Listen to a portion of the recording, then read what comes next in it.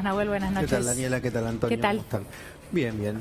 Bueno, acá recuperando un poco lo que decía Carles, me parecía interesante pensar esto. ¿Qué pasa cuando hay un poder que se considera por encima del resto, ¿sí? Que se autorregula y que cualquier intento por democratizarlo, por reformarlo, inmediatamente construye ataques sistemáticos, ¿sí? Me parece que ahí está habiendo un proceso fuerte de sustitución de lo que es el imperio de la ley por lo que es la voluntad de los jueces, de lo que es la soberanía popular por lo que tiene que ver con esta visión un poco oligárquica, podríamos decir, de la justicia, ¿no? Entonces acá traje algunos conceptos, ¿no? La idea de ciudadanía, democracia, justicia, participación y derecho, ¿no? Mira, vos decías, Antonio, una frase de Aristóteles. Son politicón. ¿No? Yo iba a decir, para Platón, la democracia era un escándalo, ¿no? ¿Por qué era un escándalo? Decía, porque no, o sea, podía decidir los nadies. Es decir, no era que solo decían los sabios por la virtud o la gente de fortuna, la aristocracia, sino que podían decidir otros. Entonces uno tendríamos que hacer una justicia escandalosa, ¿no? ¿Por qué? Porque del otro lado... Con el voto calificado de Mussolini. Exactamente. Entonces, del otro lado aparecía también otro pensador que me gustaría recuperar, que es Rancière, que decía que justamente lo político aparece cuando hay un desequilibrio, cuando los sin voz, cuando la parte de lo que no tienen parte aparecen, es decir, cuando hay un desequilibrio. Entonces mi sensación es que cada vez que se quiere, porque la justicia no es solo de los jueces, no es solo de los penalistas, la justicia, ¿qué tipo de justicia quiere un país? Es una discusión que se tiene que dar la ciudadanía en pleno. Sí, vamos a ver algunas características que tiene el Poder Judicial que hoy fuimos viendo. La primera, la idea de una defensa corporativa. ¿Sí? Siempre toda corporación lo que busca hacer es hacer su interés particular como si fuese el interés de todos, ¿sí? Cuando en realidad es el interés de un grupo social específico. La segunda, que es un concepto que alguna vez tratamos acá, es la ceguera de élite. ¿Qué significa ceguera de élite?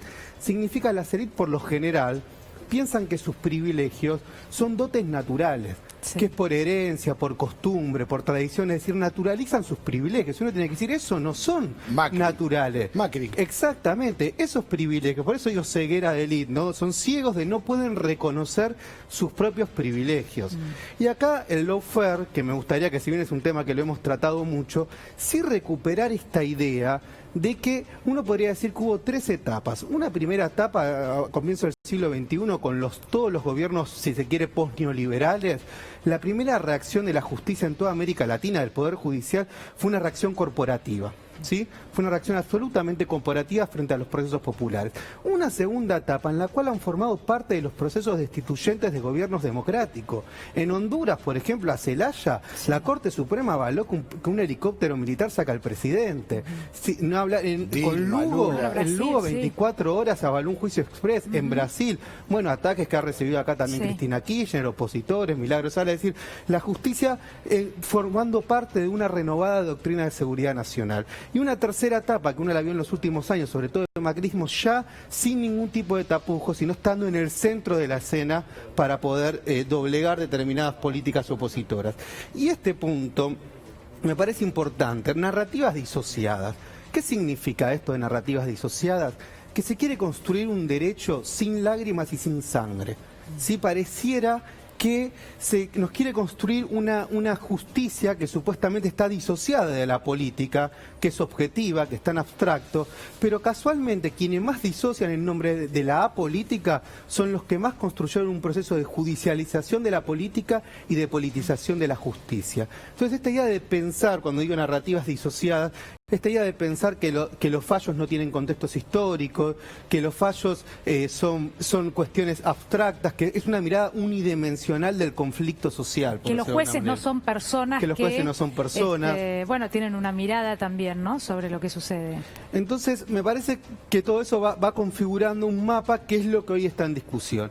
Me gustaba cerrar con una frase, porque a mí me parece muy importante esto de pensar, como pasa en otros lugares, la participación de la ciudadanía a la hora de decir qué tipo de justicia quiere. Y vamos a tomar una frase de Jean-Paul Marat, ¿sí?, un revolucionario francés, médico, científico, que ha hecho muchos aportes al campo jurídico, que dice: siempre una obediencia ciega supone una ignorancia extrema. ¿Por qué quería recuperar esta frase? Porque la idea de la obediencia ciega, volviendo a la idea de la ceguera de las élites, es de alguna manera un poder judicial, no hablo de todo el poder judicial, no digo el poder judicial predominante, que construye una narrativa, y si uno no obedece a esa narrativa, pareciera que estuviera cayendo en un campo de una ignorancia extrema. Por lo tanto, lo que hay que hacer es desobedecer a esa narrativa. Nahuel, gracias. No lo puedes haber explicado mejor. Así que A muchas ustedes. gracias y ya nos vamos a la pausa.